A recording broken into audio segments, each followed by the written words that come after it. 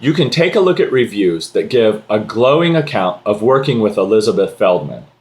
I'm always suspect of those reviews because they don't give much of an account of the case involved.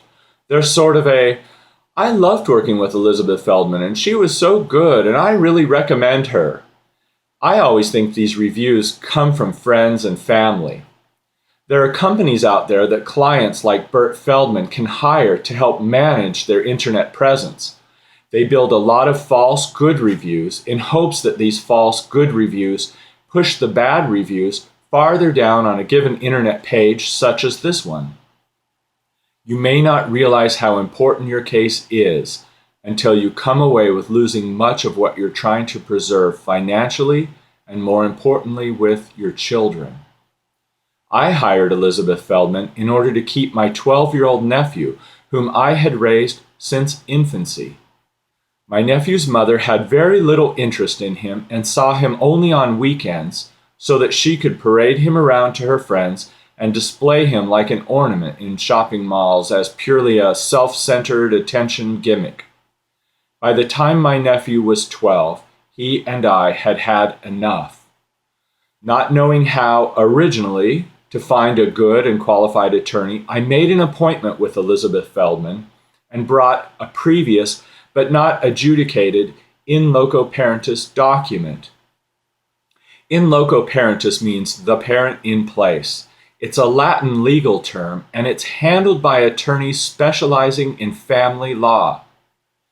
Elizabeth Feldman did not know what my document was and had to look it up while I sat in front of her. Ask any other family attorney if they would recognize an in loco parentis document. On Elizabeth Feldman's desk was a candy jar labeled Prozac. When your child faces losing the loving world as he knows it, the last thing you want from your attorney is for either you or that attorney to rely on Prozac. The joke wasn't funny, but I still hoped that after a few initial bumps, Elizabeth Feldman would really know her stuff legally. Elizabeth Feldman wanted $5,000 to begin work on my case. The way Elizabeth Feldman spoke led me to believe that it would not take $5,000 to complete the case, and any unused funds would be returned. I quickly returned to her office with the $5,000 she would take from me before I would realize she wasn't working on my case. As an active participant in my child's case, I quickly got his mother to agree to give him up legally to me. I just needed Elizabeth Feldman to draw up the documents. Upon calling her, I could tell she wasn't familiar with my case, and days went by without a response from Elizabeth Feldman. I called again and again and eventually demanded to speak with her immediately.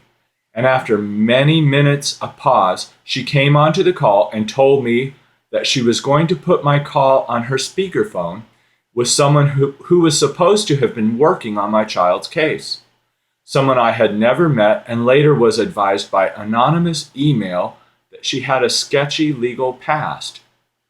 The email explained that the attorney handling my case had recently lost her judge position due to a DUI incident while driving home from a casino. As I spoke with Elizabeth Feldman and this unknown attorney, I realized no work had begun on the document in which the mother of my nephew would give up the child. Days went by and still no work had been done. You can probably guess that enough time passed that the mother rescinded. It was heartbreaking. By this point, I had begun researching attorneys, but the courts had a date for us to present our case.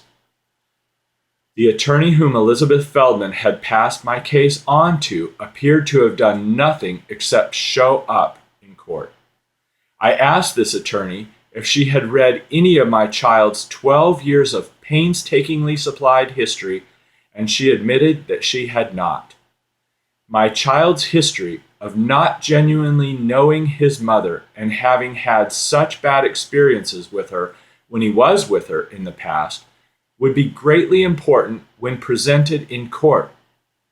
I met two other people who had hired Elizabeth Feldman.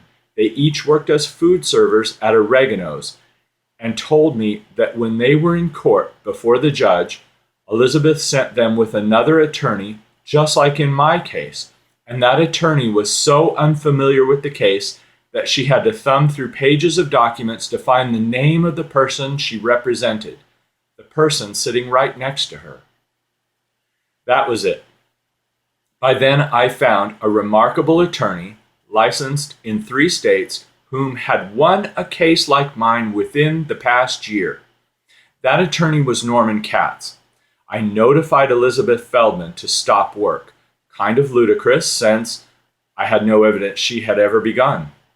I needed the balance of the unused $5,000, which should have been around $3,000, from what she vaguely, misleadingly implied at our initial meeting. And even though it was very early in my court case, Ms. Feldman sent an inflated bill that showed all of my initial $5,000 had been consumed, and she demanded around $800 more. You must realize that as a client, you have no way to verify an attorney's charges. And if you aggravate an attorney that you don't know or trust, that attorney can sharply inflate charges to you. I think taking Elizabeth Feldman off my child's case didn't go over well with her. Instead of apologizing for poor work and lack of effort, Elizabeth Feldman insisted I pay additional charges. I paid her and left, ending what I consider an appalling legal representation experience. There is a reason you are looking up reviews on Elizabeth Feldman. I strongly advise you to hire someone else. If you would like to verify this review, I have all of the supporting documents. Contact R. Mullen or T. Thomas at 602-430-5496. This is a real review.